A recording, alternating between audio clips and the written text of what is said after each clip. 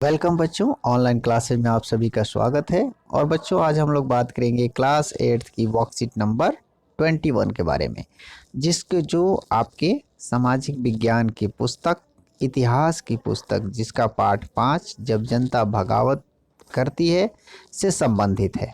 और आज की वर्कशीट में जानेंगे कि तत्कालीन समय में जनता की नज़र में अंग्रेजी शासन व्यवस्था कैसी थी और वो क्यों अंग्रेजों के खिलाफत में इकट्ठे होते जा रहे थे। तो आज हम जानेंगे कि जनता की नज़र में अंग्रेजी शासन व्यवस्था कैसी थी। तो आज इस वर्कशीट में जो चीज़ें जानने के लिए दी गई है वो संस्मरण से संबंधित है। तो सबसे पहले इस वर्कशीट को शुरू करने से पहले हम जानेंगे कि संस्मरण क्या होते हैं। बच्चों, संस्मरण का मतलब होता है, जैसे मान लीजिए हम लोग इस समय रह रहे हैं और आज से 4 साल, 5 साल, 10 साल बाद हमसे कहा जाए कि 2020 में जो कोविड-19 का प्रकोप फैला था, तो उसके बारे में अपने अनुभव बताइए। तो जब हम संस्मरण लिखते हैं कि उस समय ऐसी-ऐसी घटनाएं हो रही थी अपनी याद से, तो उसे ही संस्मरण कहा जाता है। यानी जब कोई व्यक्ति किसी घटना का गवाह होता है, साक्षी होता है, उसने अपनी आंखों से उस घटना को देखा होता है और उस घटना को कुछ दिनों के बाद जब वो किताब के रूप में लिखता है, तो उसे ही संस्मरण कहा जाता है। तो आज का जो वर्कशीट है वो इसी किसी एक व्यक्ति के संस्मरण पर आधारित है। तो आइए देखते हैं कि इस संस्मरण में क्या लिखा गया है और इससे उस समय की तत्कालीन स्थिति का कैसे पता चलता है।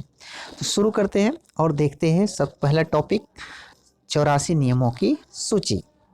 बच्चों, आप देख रहे होंगे एक इसमें चित्र दिया हुआ है जिसमें एक दो लोग आपस में बात कर रहे हैं। यानी ये उस समय की तत्कालीन जो व्यवस्था है, समय है, उस समय के लोगों के विचार के बारे में प्रदर्शित कर रहे हैं। उस जमाने में लोग अंग्रेज शासन के बारे में क्या सोच रहे थे, इसका जायजा लेने के लिए आप स्रोत 1 और 2 पढ़िए। तो स्रोत 1, पहला स्रोत क्या है? 84 नियमों की सूची। अभी देखिए इसमें एक घटना लिख रहा है व्यक्ति कि यहाँ महाराष्ट्र के एक गांव में रहने वाले ब्राह्मण विष्णु भट्ट गोडसे द्वारा लिखित पुस्तक माझा प्रवास के कुछ अंश दिए गए हैं। ये विष्णु भट्ट गोडसे ने अपनी एक किताब लिखा है माझा प्रवास, उसके कुछ अंश, उसमें देखिए क्या लिख रहे हैं। वो छोटा सा एक अंश है, उन्होंने पूरी किताब लिखी है। लिख रहे हैं कि विष्णु भट्ट और उनके चाचा मथुरा में आयोजित किए जा रहे एक यज्ञ में भाग लेने के लिए निकले थे। कहाँ से? महाराष्ट्र में, मथुरा जाना था उन्हें। विष्णु भट्ट लिखते हैं कि रास्ते में उनकी मुलाकात कुछ सिपाहियों से हुई, जिन्होंने उन्हें सलाह दी कि वे वापस लौट जाएं, क्योंकि 3 दिन के भीतर चारों तरफ कोहराम मच जाएगा। देखिए, वो संस्मरण लिखते हैं कि मैं जा रहा था तो उस समय सिपाहियों ने मुझे रोक लिया और ये कहा। सिपाहियों ने जो कहा वो इस प्रकार था: अंग्रेज सरकार हिंदुओं और मुसलमानों के धर्म को नष्ट करने पर आमदा है। उन्होंने 84 नियमों की एक सूची बनाई है। कौन? अंग्रेज सरकार ने। कलकत्ता में सारे राजाओं राजकुमारों की मौजूदगी में उसका ऐलान कर दिया गया है। उन्होंने यानी सिपाहियों ने बताया कि राजा इन नियमों को मानने के लिए तैयार नहीं है।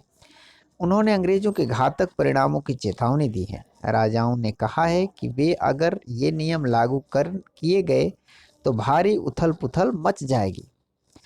कि राजा भारी गुस्से में अपनी राजधानियों को लौट गए हैं। तमाम बड़े लोग योजनाएं बना रहे हैं। धर्म युद्ध के लिए तारीख तय कर ली गई है और मेरठ की छावनी से एक गुप्त योजना तैयार करके विभिन्न छावनियों को भेज दी गई है। तो इस संस्मरण से ये पता चलता है कि उस समय के जो लोग थे वो उतने उस जो तैयारी थी, ये कहिए, उसके बारे में जानकारी नहीं थी। लेकिन वो जो आ, सैनिक बताता है कि ऐसी ऐसी घटनाएं तैयारी चल रही है, यानी किसी तरह किसी धर्म युद्ध की तैयारी है, इसलिए उथल पुथल हो सकती है, इसीलिए आप वहां से लौट जाइए। ठीक है, तो ये तो रहा कि एक सिपाहियों को योजना क्या थी वो उसके बारे में पता चलता है। दूसरा संस्मरण देखते हैं। दूसरे संस्मरण से क्या पता चलता है हमें? दूसरा संस्मरण में देखिए, दूसरा, जल्द ही टुकड़ी में उत्तेजना छा गई। उसमें था कि तैयारी की पता चल गया था कि भाई तैयारी योजना तैयार है कि मेरठ छावनी में खबर दे दी गई है और अन्य छावनियों में भी सूचना दे दी गई है।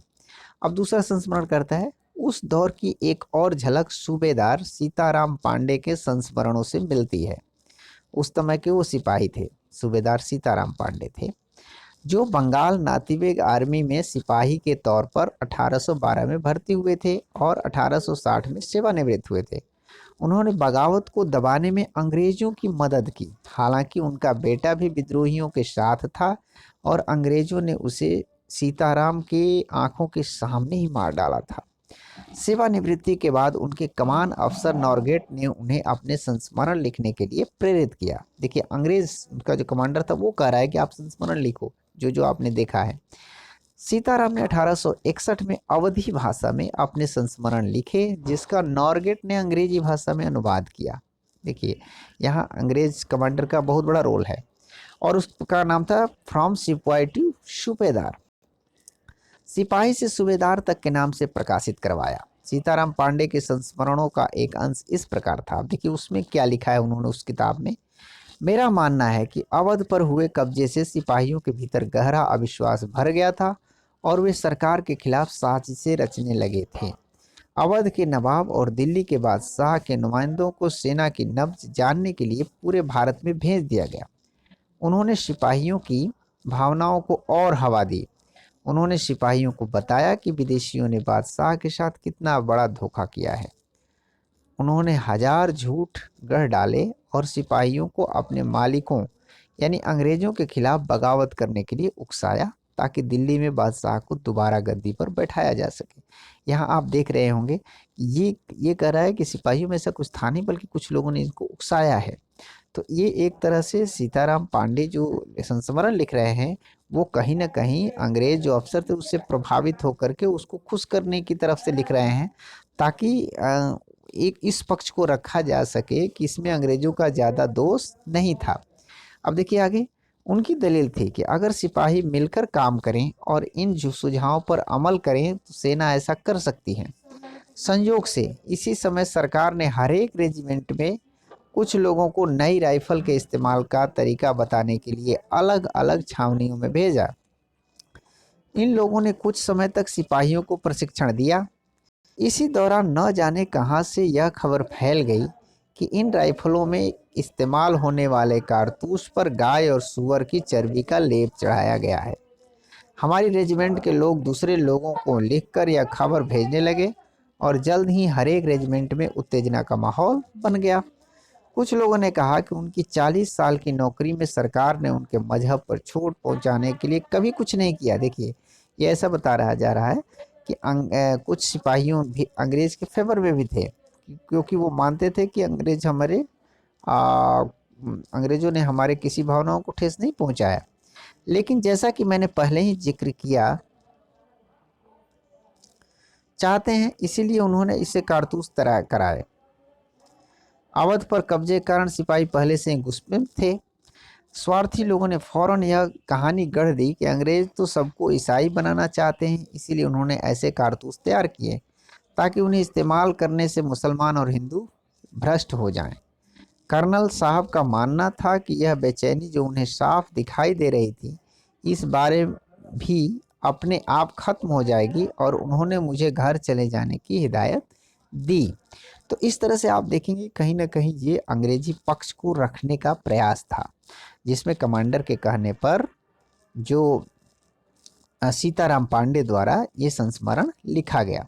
तो इसीलिए हम जानते हैं कि संस्मरण भी हमेशा विश्वसनीय नहीं होते, क्योंकि संस्मरण लिखने वाला भी एक पक्षीय हो सकता है। हालांकि संस्मरण से इतिहास के बारे में जानने में बहुत मदद मिलती है। इसीलिए कहा जाता है कि जब भी इतिहास को हम तैयार करते हैं तो संस्मरणों के आधार पर केवल तैयार नहीं किया जाता, बल्कि संस्मरणों को जो ठोस सबूत होते हैं, उस समय के जो साक्ष्य होते हैं, उनके साथ मिलान करने के बाद ही हम निर्णय पर पहुंचते हैं।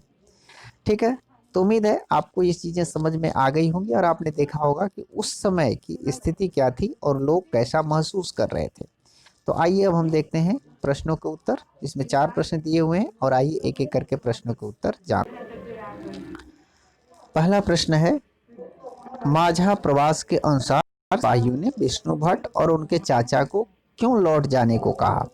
तो आप हमने वर्कशीट के शुरू में ही पढ़ा, सिपाहियों ने विष्णु भट्ट और उनके चाचा को बताया कि अंग्रेज सरकार हिंदुओं और मुसलमानों के धर्म को नष्ट करने पर आमदा है। इसके लिए उन्होंने 84 नियमों की एक सूची बनाई है जिसका सभी राजाओं ने विरोध किया है, जिसके कारण राजाओं द्वारा अंग्रेजों के खिलाफ धर्मयुद्ध की तारीख तय करके योजना छावनियों को भेज दी गई है, जिसके चलते अव्यवस्था फैल सकती है, कोहराम मच सकता है, अतः उन्हें वापस चले जाना चाहिए। तो इस तरह से आप इसका उत्तर लिख सकते हैं। दूसरा प्रश्न है, सीताराम पांडे कौन थे, उन्होंने संस्मरण लिखने के लिए किसने प्रेरित किया। तो इसको आप लिख सकते हैं कि सीताराम पांडे अंग्रेजी सेना में सिपाही के रूप में काम करके सेवानिवृत्त हुए थे। यहाँ सिपाही की जगह पे आप सूबेदार भी लिख सकते हैं, क्योंकि रिटायर होते समय वो सूबेदार थे। उनके कमांड ऑफिसर नॉरगेट ने उन्हें अपने संस्मरण लिखने के लिए प्रेरित किया, तो यानी यहाँ पर होगा ऑफिसर नॉरगेट। तीसरा प्रश्न देखते हैं, अंग्रेजी फौज के भारतीय सिपाहियों में अविश्वास क्यों भर गया था। तो इसका उत्तर देखते हैं। इसका उत्तर आप 5 पॉइंट पे लिख सकते हैं। अंग्रेजी फौज में भारतीय सिपाहियों के साथ अपमानजनक व्यवहार किया जाता था। उनके वेतन भत्ते भी अंग्रेज सिपाहियों की अपेक्षा कम होते थे। भारतीय सिपाही अपने धार्मिक और सामाजिक रिवाजों पर हुए हमले से भी काफ़ी परेशान थे। उन्हें लगता था कि अंग्रेज उनके धर्म को भ्रष्ट करना चाहते हैं और समुद्र पार करने के आदेश पर शक्ति, पिछले वर्कशीट में हमने पढ़ा था, और एनफील्ड राइफल के इस्तेमाल ने भी उनके गुस्से को और बढ़ा दिया। तो इस तरह से आप इस प्रश्न का भी उत्तर लिख सकते हैं। चौथा प्रश्न है, इतिहास को जानने में संस्मरण किस प्रकार सहायक हो सकता है, विस्तार से लिखिए। तो इसके बारे में हमने थोड़ा बताया भी था आपको। इतिहास को जानने में संस्मरण काफ़ी सहायक होते हैं, क्योंकि यह उस व्यक्ति द्वारा लिखे जाते हैं जो उस समय की घटनाओं के साक्षी होते हैं।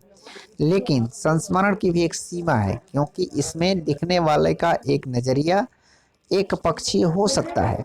अतः इतिहास को जानने के लिए संस्मरण को अन्य ठोस सबूतों से मिलान करना जरूरी है। तो इस तरह से जो संस्मरण है वो एक इतिहास जानने का प्रमुख साधन है।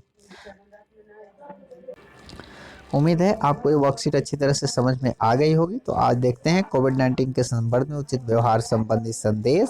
और आज का संदेश है, कोविड-19 के विरुद्ध लड़ाई में सुरक्षित रहने के लिए मास्क जरूर पहने।